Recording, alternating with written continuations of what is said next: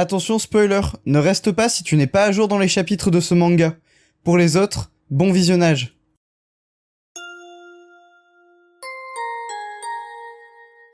Bonjour à tous, c'est Saliste, et on se retrouve aujourd'hui pour la review de Scan. Ça faisait 2 semaines qu'on n'avait pas eu de chapitre, vous datez. Non sérieux, entre le chapitre 379 et aujourd'hui, j'ai eu le temps de me marier, d'avoir 4 enfants et d'acheter 3 maisons. Avant qu'on me dise félicitations dans les commentaires, c'est faux, hein, bien sûr, hein, au cas où. Mais ce qui est vrai, c'est qu'on a gagné quasiment 2000 abonnés entre la dernière review et aujourd'hui. Déjà un grand merci à vous, mais surtout on n'est plus qu'à 13 000 abonnés, 12 700 pour être plus exact, des 50 000 abonnés, on vise les 50K, donc explosez-moi le bouton s'abonner, si jamais vous regardez mes vidéos c'est gratuit, et ça vous permet de ne pas rater les futures vidéos qui vont sortir.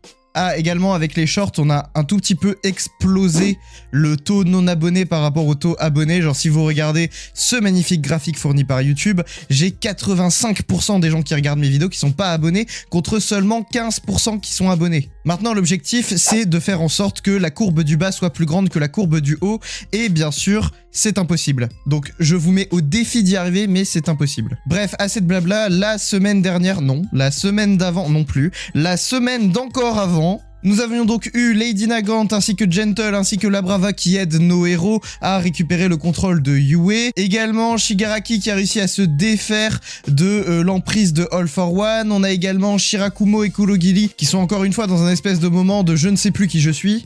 Et pour rappel, à la fin du chapitre, nous avions Izuku et Shigaraki qui s'échappaient donc de Yue, qui est en train de se casser la gueule mais qui est en train d'être sauvé par Labrava et Gentle, et ils se retrouvent donc sur le sol à s'affronter en 1v1, et les haltères de Shigaraki ne sont bien sûr plus stoppés, puisque Aizawa n'est plus là, donc il ne peut pas le regarder, Monoma non plus d'ailleurs. Bref, sur ce, générique.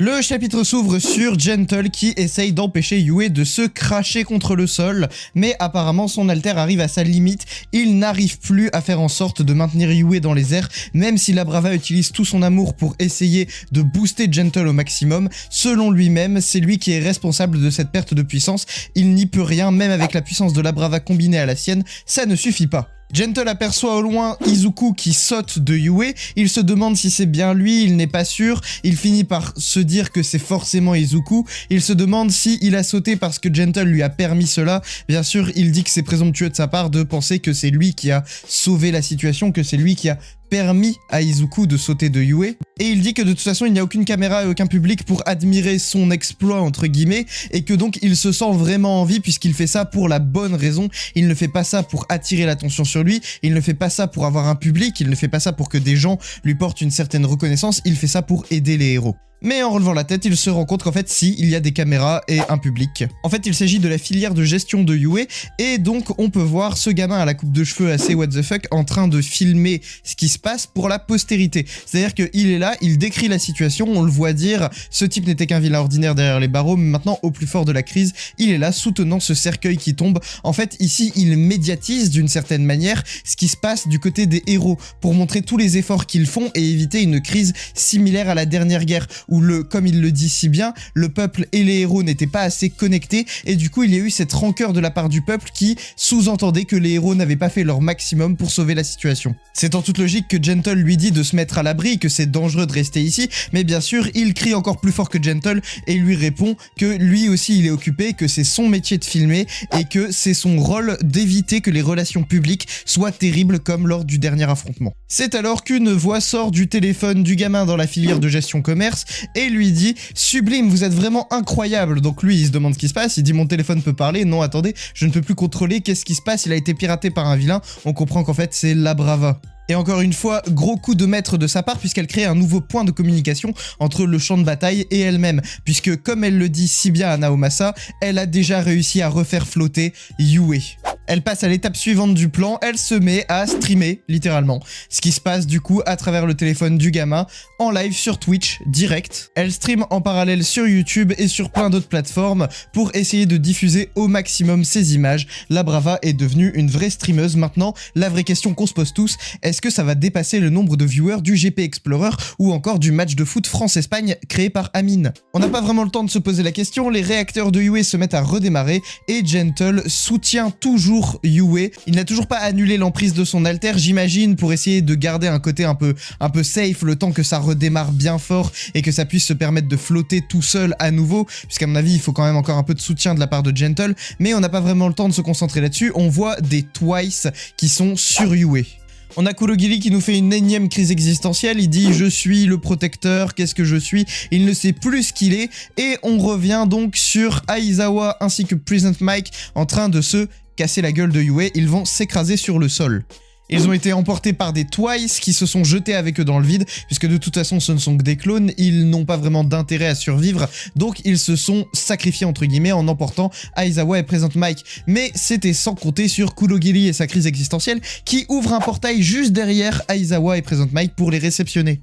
On a Denki qui se demande si Kurogiri a réussi à sauver et Aizawa et Present Mic, et on a d'ailleurs un gros plan sur la tête de Mandalay avec donc une narration qui, je pense, est le gamin qui est en train de stream, hein, qui nous fait du coup une espèce de commentary. Et le gamin nous dit que la situation est idéale pour Shigaraki puisqu'il a réussi à se débarrasser de l'emprise de l'effacement d'Alter, mais quoi qu'il en soit, tout ce qu'ils peuvent faire, c'est prier pour la victoire et croire en Izuku Midoriya. On peut d'ailleurs voir que la caméra est pointée directement sur Izuku et Shigaraki, ce qui signifie que probablement l'intégralité du Japon est en train de regarder Izuku utilisant tous les alters du One for All pour péter la tronche de Shigaraki. Autant vous dire que si ça passe, il va être acclamé en héros. Mais on en revient au champ de bataille de Gunga et on retrouve All for One qui ne comprend rien à ce qui se passe vis-à-vis de Shigaraki qui, je le rappelle, a repris le contrôle total de son esprit. Il le dit lui-même, ce n'était pas prévu comme ça, il était censé avoir le contrôle total du corps et de l'esprit de Tomura Shigaraki à ce moment-là, mais son désir de destruction a été plus fort que prévu. Selon lui, il n'y a pas de quoi s'inquiéter, mais il a quand même besoin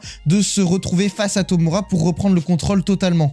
C'était sans compter sur le numéro 2 des héros qui se jette directement face à All for One au combat pour essayer de l'intercepter et de le stopper dans son avancée. Alors Hawks dit à All for One que c'est de leur responsabilité de stopper un monstre tel que lui. Il essaye de l'attaquer mais rate le visage de All for One de très peu et celui-ci lui rétorque « Désolé mais les vents de la fortune soufflent dans ma direction, sous-entendu la chance est de mon côté ». Il utilise un de ses alters sur Hawks qui finit complètement désintégré. Genre, on voit Hawks se faire, je sais pas, absorber de l'intérieur par une espèce de trou noir ou quelque chose comme ça, mais tout son corps se retrouve déchiré. Hawks vient de se faire annihiler.